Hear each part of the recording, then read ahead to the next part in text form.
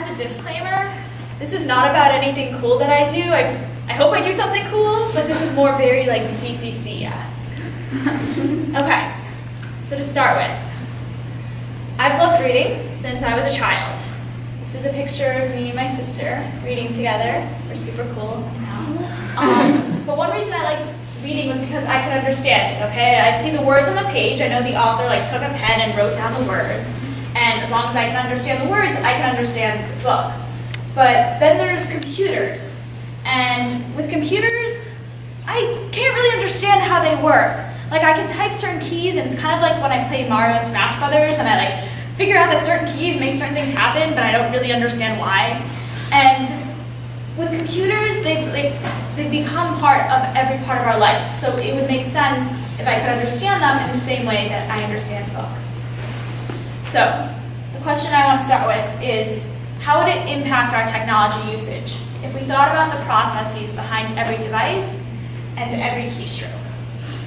So I want every one of you to try to think of your number one fear for the future. It could be robotic cars, that's mine personally, or like the earth turning into a literal pile of trash, like in WALL-E. Just think. I bet none of you had the same fear as Michael Smith Welch, whose fear was that computers would disappear. And in that, he didn't mean that no one would use computers anymore, we'd go back to pens and pencils. He means that we don't see the cogs and gears behind machines anymore. We don't see the difference between a hard drive and a RAM when we're just using our computer. And I know a lot of you are computer science majors and you're like, I know the difference between a hard drive and a RAM. But like, I'm a government and politics major, I didn't know until my computer broke, and then the amazing Brian Bach and Avi Goldman, I'm gonna silence, helped me fix my computer. And I opened it up and saw the different parts, and then I understood how it worked. And that's why Michael Smith Welch says we need for devices to be inspectable, modifiable, and programmable. He wants us to see the wires behind the internet, to be able to open up our phone and mess with it. And messing with my computer ended up fixing it. So I see his point. But when it comes to the rest of technology, we often don't embed it into everyday items. And that division between what we consider technology and what we consider don't is limiting us. Because if you only think something hard and metal and something that buzzes is technology, then you're losing the opportunity to use something squishy or bendable to also have those same characteristics, those same advantages. And so David Rose is a researcher at the MIT Media Lab, and he incorporates technology into everyday objects. He calls them enchanted objects, because he's playing on this whole idea of the magic behind technology. And so he created the Roomba. I don't know if anyone's seen that really annoying vacuum as a robot. And also the less well-known Happy Fork, which tracks your eating, and so it buzzes and lights up if you take a bite too soon after the last one.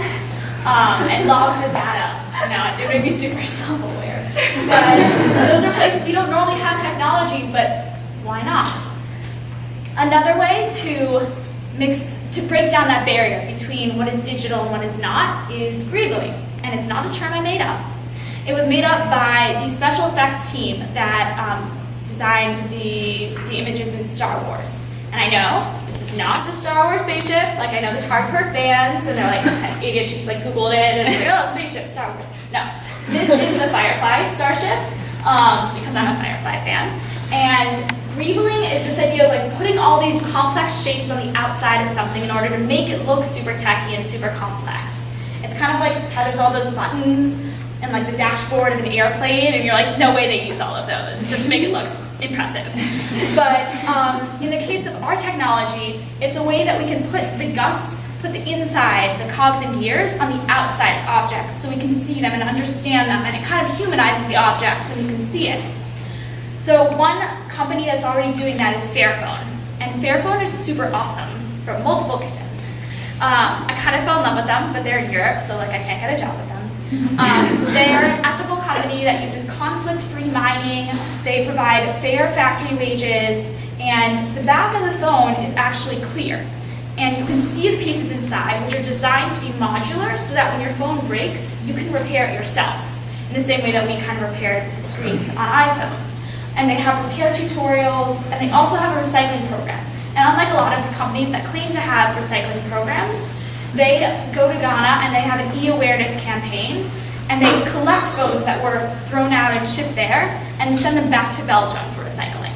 So by seeing the inside of your phone, you can become aware of the parts of it and aware of your use of it and even repair it yourself. 2 ways that I've broken down the barrier between technology and non-tech in my life is my umbrella, which you may have seen me using. It's hydrochromatic, so it changes colors when it gets wet. And if you don't believe me, Nina did it, and she tested it out herself. It works. And then the thermochromatic cup, which changes color when it gets hot.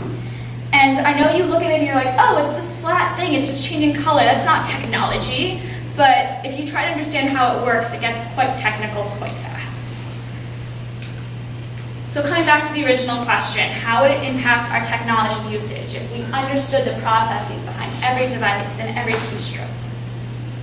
That's up to you.